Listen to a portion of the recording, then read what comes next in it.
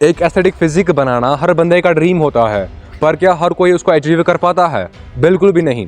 लेकिन ऐसा हो सकता है इस वीडियो को देखने के बाद तुम अचीव कर पाओ। अगर तुम्हारी भी एज 10 साल से 25 साल के बीच में है या उससे भी ज़्यादा है एंड तुम मसल्स बनाने की सोच रहे हो, वो भी घर में ही, तो ट्रस्ट मी, इस वीडियो में मैंने ऐसी एक्सरसाइज बताई है जिससे तुम्हारी फुल बॉडी जो है वो चेंज हो सकती है। एंड लास्ट में एक ऐसी डाइट बताई है, चाहे तुम मोटे हो या पतले, दोनों के लिए वो करेगा। तो चलते हैं आगे की ओर। सबसे पहले तुम्हें एक एस्थेटिक फिजिक बनाने के लिए कुछ मसल्स पर काम करना पड़ेगा। तुम्हारे शोल्डर्स ब्रॉड होने चाहिए, तुम्हारा चेस्ट अच्छा होना चाहिए, तुम्हारा वेस्ट जो है वो स्मॉलर होना चाहिए एंड तुम्हारी लेग्स जो है वो ब्रॉड होनी चाहिए। सिंपली तुम्हें एक एक्स फ्रेम बनाना है। एक्स का ऊपर वाला हिस्सा शोल्डर्स, बीच वाला हिस्से वेस्ट, नीचे वाला हिस्सा तुम्हारे लेग्स कहलाते हैं। अब तुम्हें एक आइडिया सा आ चुका होगा कि मुझे कौन कौन से एक्सरसाइज करनी है। सबसे पहले आता है पुल मूवमेंट्स। तुम्हें पुल मूवमेंट्स में शोल्डर एंड चेस्ट करना है। तुम्हें सबसे पहले चेस्ट के लिए पुशअप्स करने होंगे। अगर तुम्हें पुशअप्स नहीं करने आते हैं, एक तुम बिगिनर बंदे हो, तो तुम्हें नी पुशअप से भी स्टार्ट कर सकते हो एंड जब तुम एडवांस लेवल पे हो जाओगे तब तुम पुशअप्स पे जा सकते हो। पुशअप्स के तुम 3 सेट्स करना एंड हर एक सेट में 10 रेप्स करना जब तक तुम फेलियर तक जाओ। तुम्हारे पास कोई भी इक्विपमेंट नहीं है तो तुम्हें बॉडी वेट से ही करना पड़ेगा, तो इसके लिए तुम्हें हर एक सेट में फेलियर तक जाना पड़ेगा, तभी तुम अपनी मसल्स को ट्रेन कर पाओगे। एंड दूसरी जो वर्कआउट है वो तुम्हारी इंक्लाइन होनी चाहिए, इंक्लाइन पुशअप्स होने चाहिए। तुम इस तरीके से इंक्लाइन पुशअप्स को परफॉर्म करोगे। इसके भी 3 सेट्स करना, हर एक सेट में 10-10 रेप्स करने हैं। तुम्हें हर एक सेट को फेलियर तक जाना है एंड तुम्हें स्लोली परफॉर्म करने होंगे। तीसरी एक्सरसाइज जो होने वाली है तुम्हारी डिक्लाइन पुशअप्स होने वाली है। डिक्लाइन पुशअप में तुम्हारा सारा वेट जो है वो तुम्हारे आर्म्स पे आता है, इंक्लाइन पुशअप में आर्म पे वेट नहीं आता है। तो तुम्हें इसके भी 3 सेट्स करने होंगे एंड हर एक सेट में तुम्हें फेलियर तक जाना पड़ेगा एंड हर एक सेट में तुम्हें 10 रेप्स करने पड़ेंगे, तभी तुम्हारी मसल्स जो है वो ग्रो हो जाएगी। तो हमने चेस्ट का जो सारा कुछ हमने बता लिया तुमको एंड अब आती है शोल्डर्स की बारी। शोल्डर्स पे तुम नी पुशअप्स कर सकते हो। अगर तुम्हें नी पुशअप्स नहीं आते तो इसके तुम बिगिनर लेवल पे कर सकते हो एंड तुम्हारी जो फ्रंट डेल्ट है वो कवर हो जाएगी।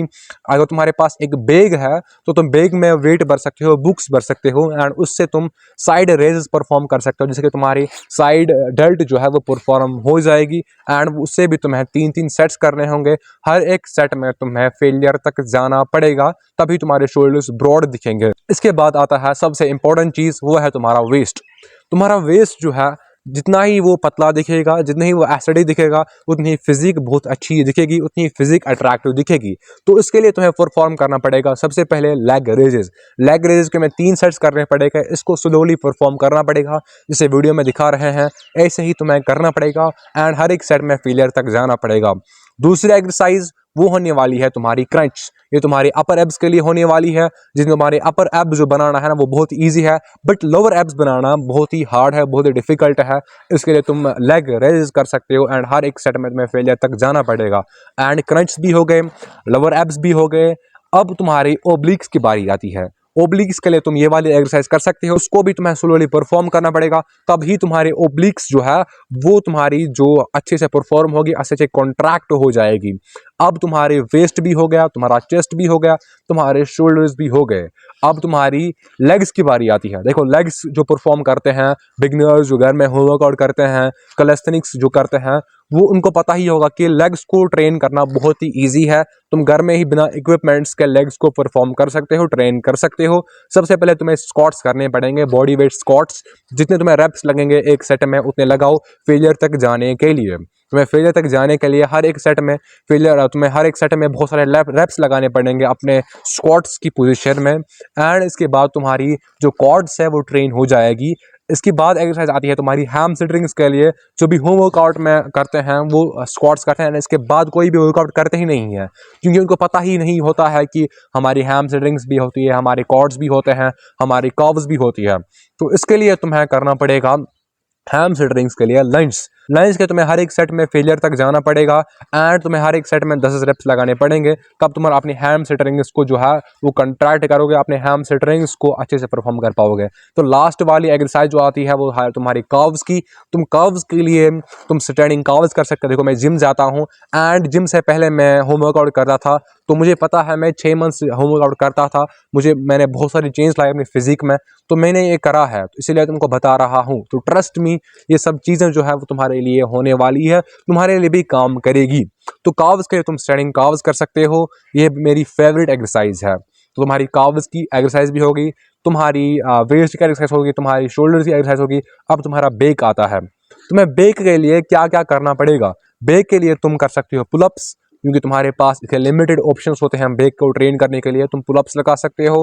अगर तुम्हारे पास पुलअप बार नहीं है तो तुम सीढ़ियों पर जा सकते हैं, वहाँ पर पुलअप्स परफॉर्म कर सकते हो। अब तो मैंने पहले वीडियो में बताया था कि मैं जो है वो लास्ट में डाइट के बारे में बताऊंगा। तो डाइट जो है ना, उसके लिए तुम्हें कुछ बेसिक सी चीज़ें फॉलो करनी पड़ेगी।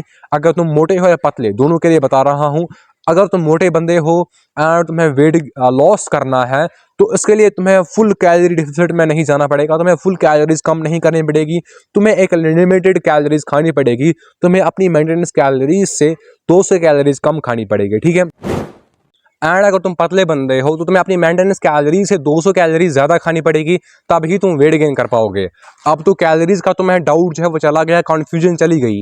अब बात करते हैं प्रोटीन की। प्रोटीन कितना खाना है तुम्हें देखो, कोई भी प्रोटीन 150 ग्राम प्रोटीन नहीं खाना है, क्योंकि वो जो चीज़ है ना, वो ओलंपिया बंदे फॉलो करते हैं, सीबम जैसा बंदा फॉलो करता है, सैम सुलिक जैसा बंदा फॉलो करता है, क्योंकि उनके पास उतना ही मसल मास है। तुम्हारे पास मसल मास नहीं है, तुम्हारे पास हड्डियां हैं, उसके बाद कुछ फैट होगा, उसके बाद कुछ मसल्स होंगी। तुम्हें उसके लिए उतना ज़्यादा प्रोटीन खाने की कोई भी ज़रूरत नहीं है। तुम्हें एक नॉर्मल सा प्रोटीन खाना चाहिए जो तुम्हारी बॉडी यूटिलाइज कर पाए, जो तुम्हारी बॉडी की क्षमता होनी चाहिए उसमें, ठीक है। वरना तुम्हारा जो डाइजेशन इश्यूज आएंगे, तुम्हारा जो स्टोमक है उसको यूटिलाइज नहीं कर पाएगा, उसको जो डाइजेस्ट नहीं कर पाएगा।